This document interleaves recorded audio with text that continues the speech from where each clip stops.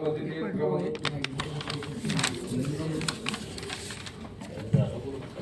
भाऊंनी माझं अनुमोदन आहे. महापौर खरं तर विषय मंजूर करायचा असेल, सर्वसमावेशक विषय मंजूर करायचा असेल तर महायुती आपण शब्दप्रयोग करतात.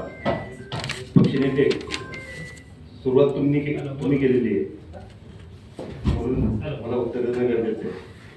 तुमचं बोलता बोलता भोगवतान वाणीनं आपल्या आमच्यात काय राम नाही राहिला. बरोबर आहे, आमच्यातला राम खरंच निघून गेलाय अजितदादाच्या रूपात. त्या अजितदादाच्या रूपानं ज्यावेळेस राम इकडे होता त्या शहराचे जे एवढे नेते म्हणून फिरतायत ना, आमचे आदरणीय नेते, आमचे वंदनीय नेते, तो राम नसता ते नेते कुठंच नसते. आता त्यातलं कोण कोण रावण झालंय, त्यातलं कोण कोण रावण झालंय ते भविष्य काळामध्ये तुमच्याकडून काय चूक बोलणं आलं तर मग मी उत्तर देईन.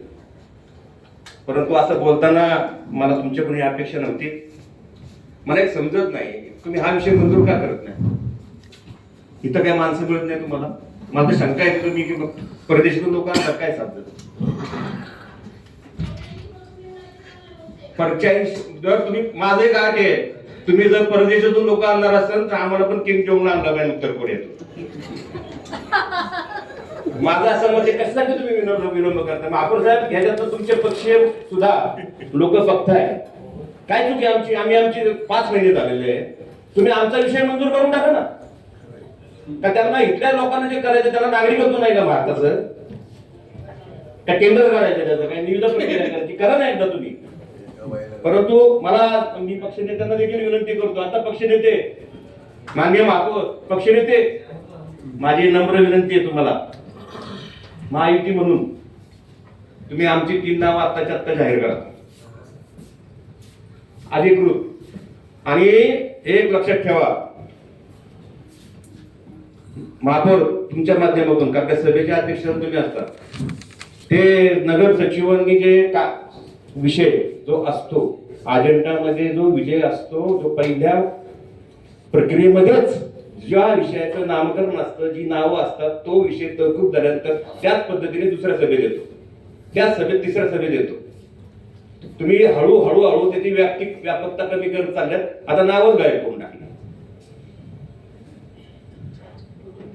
मग तुम्ही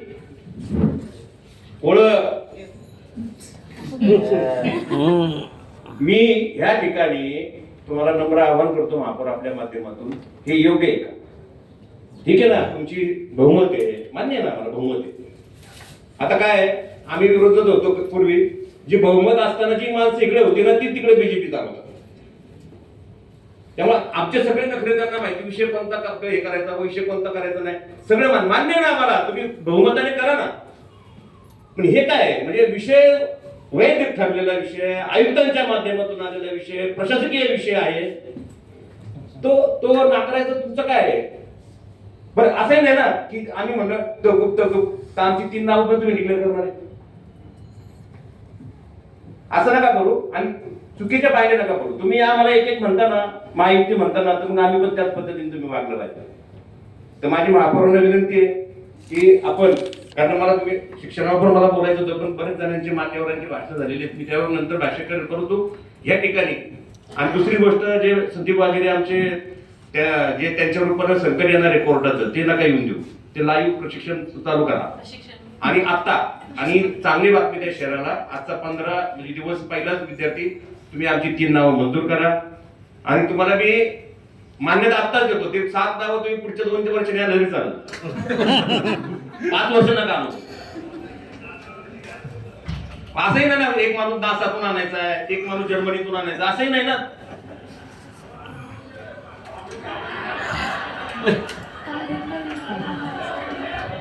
अमावस्याची वेळ संपेपर्यंत आपण इथंच बसू.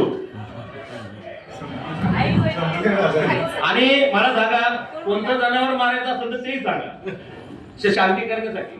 त्यामुळं माझं असं मत आहे महापौर साहेब, तुम्ही गांभीर्याने घ्या. हात जोडून विनंती आहे तुम्हाला की आमची नावं तुम्ही जी आहेत ती जाहीर करा, हीच विनंती करतो.